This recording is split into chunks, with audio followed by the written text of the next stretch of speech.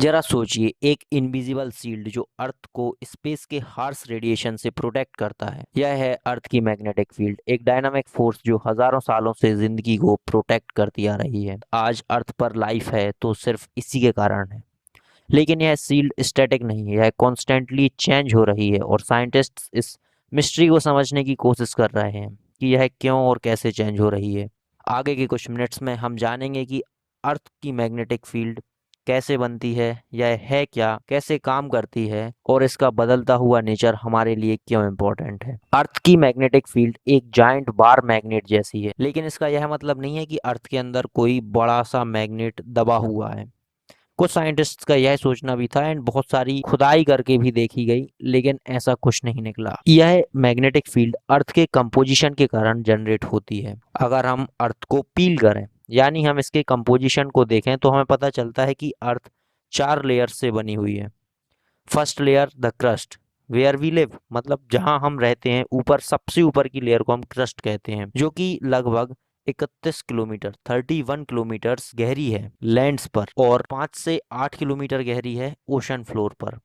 Second layer है the mantle, एक hot बिसियस मिक्सचर ऑफ मोल्टन रॉक्स जो कि लगभग 2900 किलोमीटर थिक है। इसके बाद थर्ड लेयर है द आउटर कोर, जो कि लगभग 2250 किलोमीटर मीन्स 2250 किलोमीटर थिक है, जो कि मोल्टन आयरन एंड निकल से मिलकर बनी हुई है। और यही हमारे इंटरेस्ट की चीज है। नाउ फोर्थ लेयर है द इनर कोर, जो कि रफली 1200 किलोमीटर थिक है और एक सॉलिड स्फीयर है आयरन एंड निकल मेटल्स का, जिसका टेम्परेचर सन के सरफेस के टेम्परेचर के लगभग बराबर है। अब यहाँ एक क्वेश्चन आप लोगों के दिमाग में आ सकता है कि अगर थर्ड लेयर लिक्विड फॉर्म में है, मोल्टन है, मतलब पिघली हुई है ऑब्वियसली टेम्परेचर के कारण, तो फोर्थ लेयर सॉलिड क्यों है? भाई भी पिघली हुई होनी चाहिए। फोर्थ लेयर का टेम्परेचर ज्यादा तो है, लेकिन यहाँ पर प्रेशर भी बहुत ज्यादा हो जाता है। पूरी अर्थ के मास के कारण यहाँ पर प्रेशर बहुत ज्यादा इंक्रीज हो जाता है, जिसके कारण इमेंस टेम्परेचर के बावजूद भी मेटल्स सॉलिड फॉर्म में पाई जाती हैं। नाउ हम बात करते हैं अर्थ के मैग्नेटिक फील्ड की। अर्थ का जियोमैग्नेटिक फील्ड, हम मैग्नेटिक फील्ड को जियोमैग्नेटिक फील्ड भी कहते हैं। आउटर कोर में जो फ्लूइड भरे हुए हैं,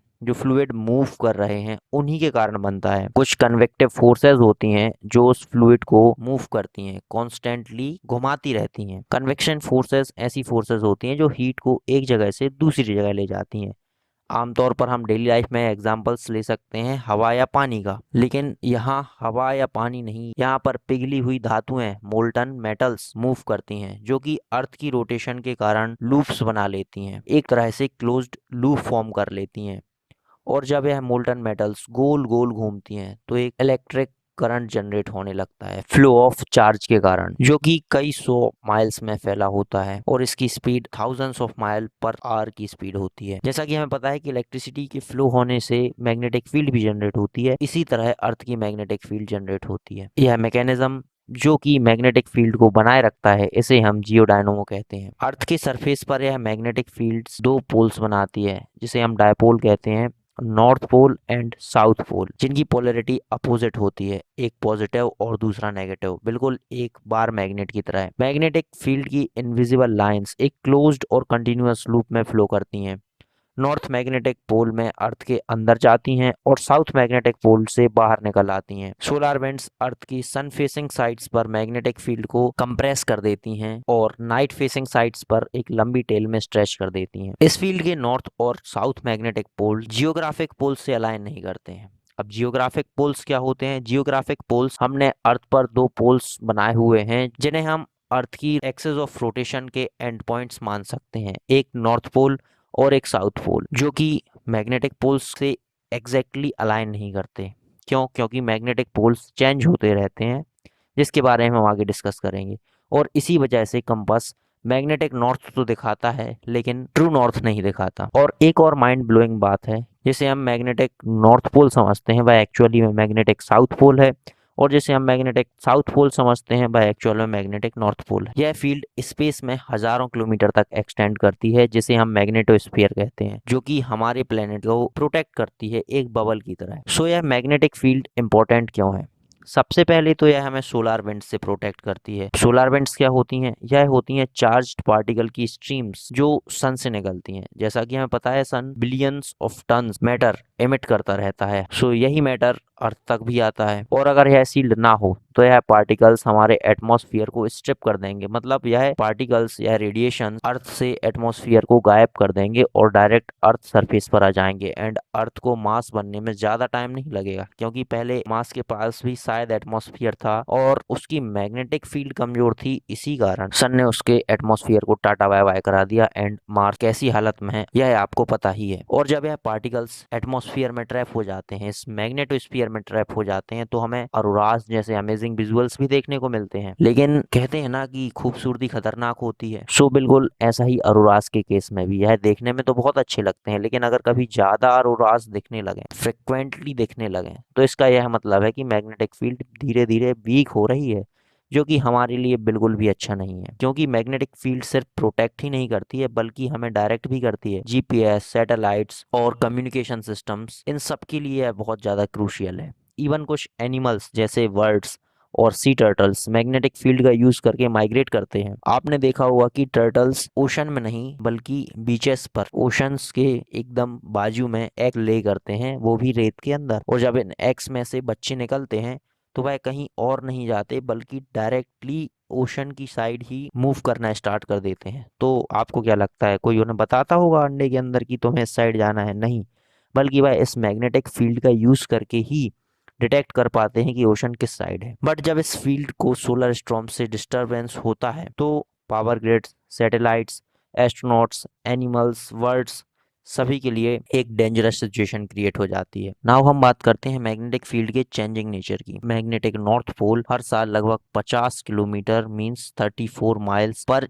ईयर शिफ्ट कर रहा है। कहाँ? साइबेरिया की तरफ। और इसकी यह स्पीड बढ़ चुकी है। कुछ दशकों पहले तक इसकी shifting speed 10 miles per year थी, जो कि अब 34 माइल्स पर ईयर हो चुकी है। लास्ट 200 सालों में फील्ड की स्ट्रेंथ लगभग 10% तक कम हो चुकी है, मतलब धीरे धीरे फील्ड की स्ट्रेंथ भी कम हो रही है। लेकिन यह चिंता करने जैसा कोई सब्जेक्ट नहीं है, क्योंकि साइंटिस्ट्स को यह पता है कि यह पिछले कुछ हजारों सालों में स्ट्रॉन्गेस्ट फील्ड है। और एक स्ट्रेंज रीजन भी है साउथ अटलांटिक में, जिसे हम साउथ अटलांटिक एनामोली कहते हैं। इस पर मैं एक सेपरेट वीडियो बना चुका हूँ, आप चाहें तो वह देख सकते हैं, जहाँ फील्ड अनयूजुअली वीक हो जाती है। और जब सैटेलाइट्स इस एरिया के ऊपर से गुजरती हैं तो उन पर सोलर रेडिएशंस का ज़्यादा इम्पैक्ट पड़ता है। सिंस हम चेंज की बात कर रहे हैं, तो सबसे बड़ा चेंज क्या हो सकता है? सबसे बड़ा चेंज हो सकता है पोल रिवर्सल। जी हाँ, pole reversal means south pole north pole बन जाए और नॉर्थ पोल साउथ पोल बन जाए, मतलब मैग्नेट फ्लिप कर जाए 180 डिग्री। और यह कोई मजाक की बात नहीं है, यह रियलिटी है और ऐसा पास्ट में कई बार हो चुका है। पिछले 160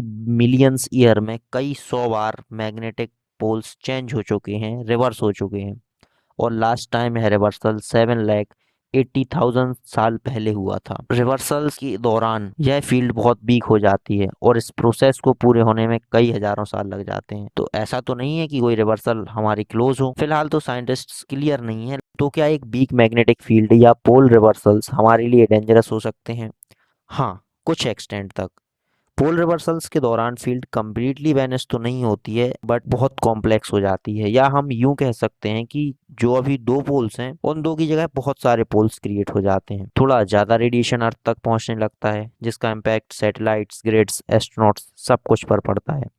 लेकिन लाइफ ने पहले भी रिवर्सल सरवाइव किए हुए हैं और अब हम ज़्यादा एडवांस हैं। साइंटिस्ट फील्ड को मॉनिटर कर रहे हैं और प्रिडिक्टिव मॉडल्स बना रहे हैं। फ्यूचर में हो सकता है हम एडवांस शील्डिंग सिस्टम डेवलप कर लें, जिससे हम बेटर प्रोटेक्ट हो सकें। क्या हिस्ट्री में ऐसा कोई एविडेंस मिलता है? जब मोस्ट रिसेंट हम इंसिडेंट देख सकते हैं 41,000 साल पहले हुआ था, जिसमें अर्थ की मैग्नेटिक फील्ड उस टाइम की वैल्यू की केवल 10% बची हुई थी। मतलब मान लीजिए अगर अर्थ की मैग्नेटिक फील्ड की स्ट्रेंथ उस टाइम 100 माइक्रो टेस्ला थी, तो वह केवल 10 माइक्रो टेस्ला बची हुई थी। इस इवेंट को हम लेस्चेम्प्स एक्सकर्सन इवेंट के नाम से जानते हैं, जो एक जियोमैग्नेटिक इवेंट था और लगभग 2000 सालों तक चला था।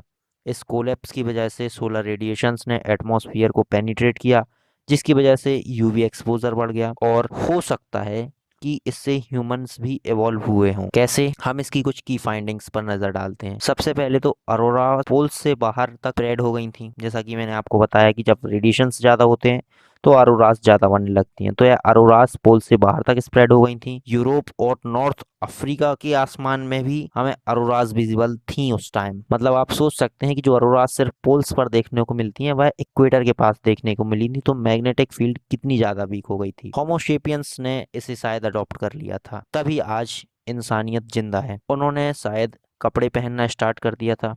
आजकल की तरह कपड़े तो नहीं, लेकिन फिर भी प्रोटेक्टिव लेयर्स बॉडी पर वह बनाने लगे थे। और इसके साथ ही सनस्क्रीन का आविष्कार भी हो चुका था, जो एक मिट्टी का टाइप होता था। इसके बारे में बहुत से लोग जानते होंगे जो गांव से बिलोंग करते हैं। यह एक रेड कलर, जिसे हम गेरुआ कलर बोलते हैं, सॉरी रेड नहीं, यह गेरुआ कलर की एक मिट्टी होती थी जिसे हम गेरू बोलते हैं और इंग्लिश में से ऑकर बोलते हैं, OCHRE, ऑका। इसका यूज वह एज सनस्क्रीन करते थे। और साइंटिस्ट ने स्टडी में यह भी पता किया है कि यह अल्ट्रावायलेट रेस को बहुत हद तक एब्जॉर्ब कर लेती है, इसलिए वह इसे अपने घरों में मतलब गुफाओं में भी पेंट कर लेते थे। होमोशेपियंस ने तो इसे अडॉप्ट कर लिया, लेकिन नियंडरथल्स जिनमें इनोवेशन इतना ज्यादा नहीं था वह धीरे धीरे एक्सटिंक्ट हो गए। ज्यादा रेडिएशन ने फर्टिलिटी, विजन और सर्वाइवल को इम्पेक्ट किया, जिससे एवोल्यूशनरी चेंजेस आए। नाउ इसके मॉडर्न इम्प्लीकेशंस क्या हैं? अगर आज ऐसा कोई इवेंट होता है तो यह satellite, power grid, communication system को डिस्टर्ब कर सकता है। स्टडीज बताती हैं कि लाइफ एक वीक मैग्नेटिक फील्ड में भी सरवाइव कर सकती है, जो हमें एक्सोप्लैनेट्स की स्टडी करने के लिए वैल्यूएबल इंसाइट्स देती हैं।